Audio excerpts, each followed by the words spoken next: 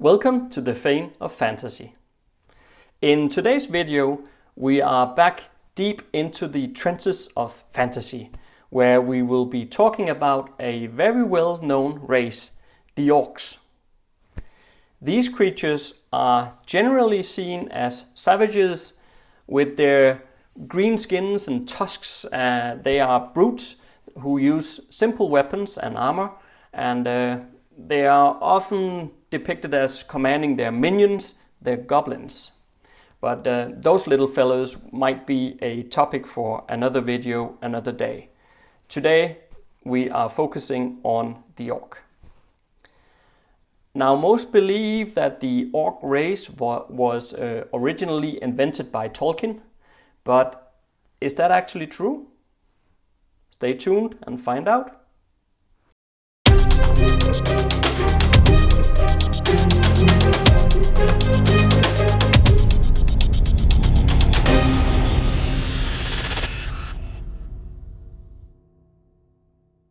In popular culture, and by popular culture I mean fantasy fiction as well as fantasy-based video games, but their orcs are often bent towards the descriptions originally set down by Tolkien.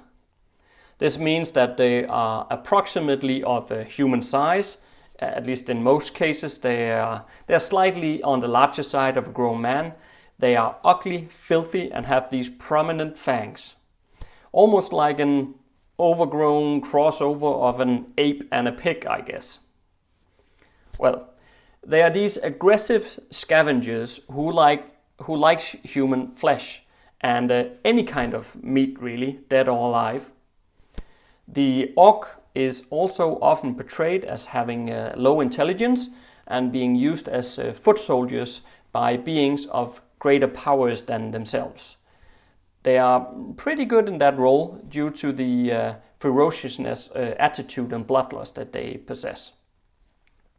You can just take a look at how the orcs are under the control of Sauron and Saruman in the Lord of the Rings. The orcs simply serve out of fear. We do, however, also see different types of orcs. Again, in Tolkien's universe, we have the Uruk-hai, who called themselves the Uruk-hai. Those guys are larger and more powerful than the average orc. Apparently they were bred specifically by Sauron. On the weaker side, there are also the Snaga orc, and these orcs are basically just the slaves. And then again, there are also mention of half orcs that are basically crossbreeds between humans and orcs. Let's not get into how that even works. Better not to have that picture in our mind, I think. Anyway, in Tolkien's works, we don't get detailed elaboration on orc culture as such. At least not to my knowledge, so if I'm wrong, please do correct me in the comment field below. At some point in the Lord of the Rings, Merry is injured and his orc captures do apply some sort of healing to his wounds. So at least we know that this is an art that they know something of. As far as the rest goes, it's mostly relating to their capabilities on the battlefield, like use of poisonous blades, arrows, and singing horrible songs like they do in The Hobbit. If we look at the origin of the word orc for a second, then it's not really hard to see where it came from. Orcus is in Latin means hell, while orco in Italian is a demon or a monster. In fact, in the 17th century, when the word first arrived in England via fairy tales from continental Europe, they were referred to as orchay or ogre.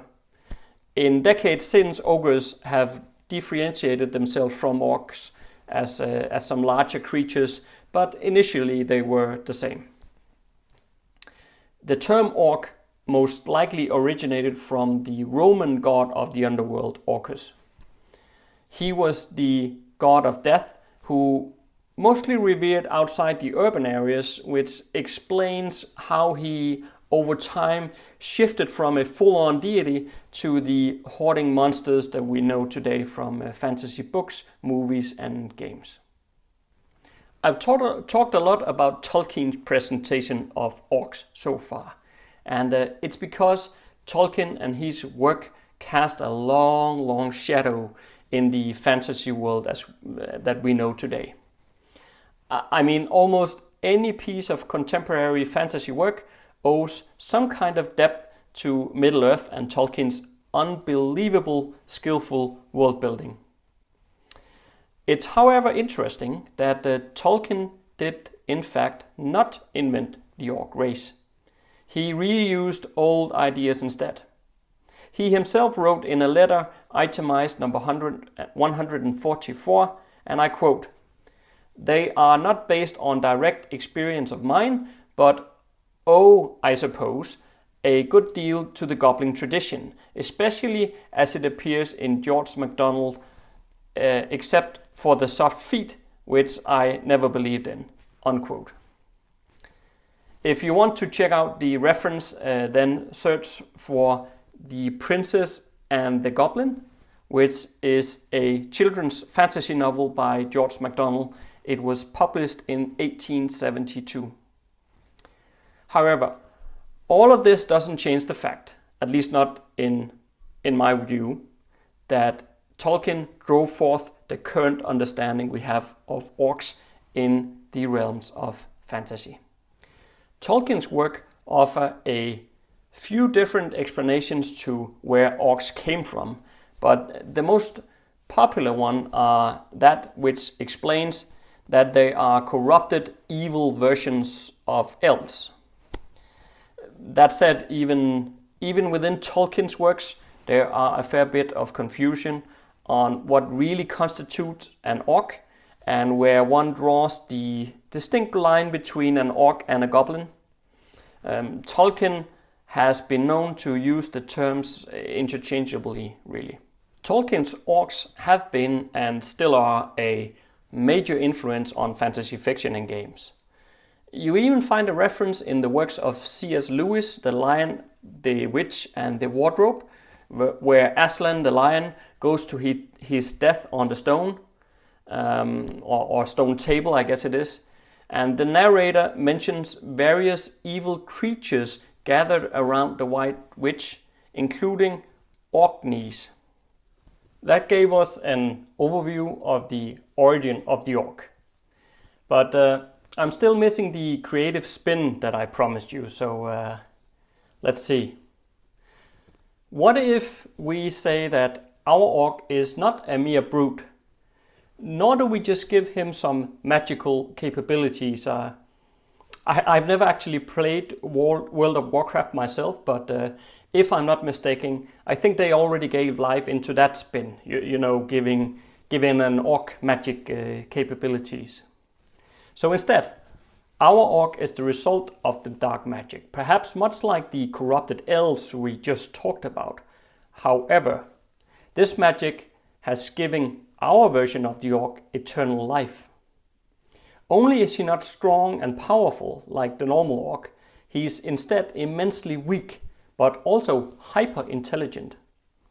He has to constantly battle against the forces that created him. The magical energy still pulses through his veins and basically drives him towards insanity every single day. The only way to stop this, for himself and the rest of his kind, is to learn how to balance on the edge, because when he harnesses the powers that pulses within, he becomes as fast and strong as lightning. So those are skills that he needs to defeat the evil overlord who, being their creator, exercises mind control over them and uses them as his personal slaves. If they can kill him, the evil overlord that is, then the magical net that holds them all in check will be lifted. The catch is that if he just draws a second too much of this power that he has with him, then it will tip him over the edge and into insanity. What do you think? I think there is a story somewhere buried in there, but I'm very curious to know what you think. And also, if you have a creative idea, then please leave it in the comment section below. I think it could be pretty cool to ping pong a bit about your ideas, so I would really love that. If you like this video, then be sure to hit the like button below and subscribe if this is your first time here. There are new videos every single Monday, and I'm also in process of building up a community over on Patreon. There is a link here on the screen and also in the description field below. So check it out. For as little as the cost of a pair of socks, you will get into the reward program. All right, see you next week.